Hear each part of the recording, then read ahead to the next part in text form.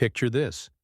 A man sits in chains in a Roman prison cell, his hands cramped from writing, yet producing some of the most influential documents in human history.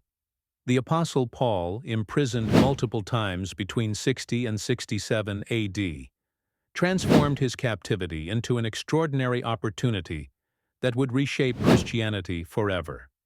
During his imprisonments in Rome, Caesarea, and possibly Ephesus, Paul penned what scholars call the prison epistles: Ephesians, Philippians, Colossians, and Philemon. These 4 letters, written under the most challenging circumstances imaginable, became theological masterpieces that defined Christian doctrine for nearly 2,000 years. The letter to the Ephesians introduced revolutionary concepts about the universal church and spiritual warfare that transcended cultural boundaries. Paul's words about putting on the full armor of God became a cornerstone of Christian spiritual practice.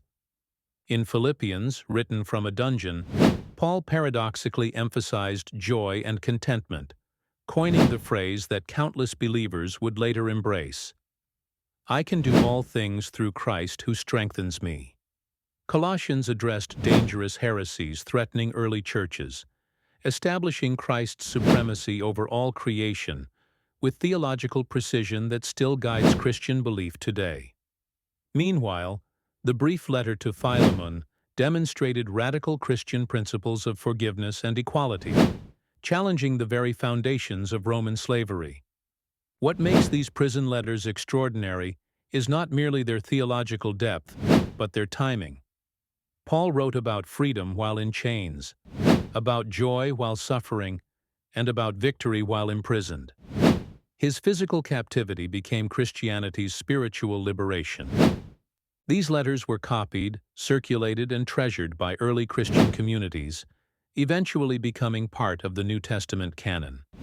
They established fundamental Christian doctrines about salvation, church unity, and Christian living that continue to influence billions of believers worldwide.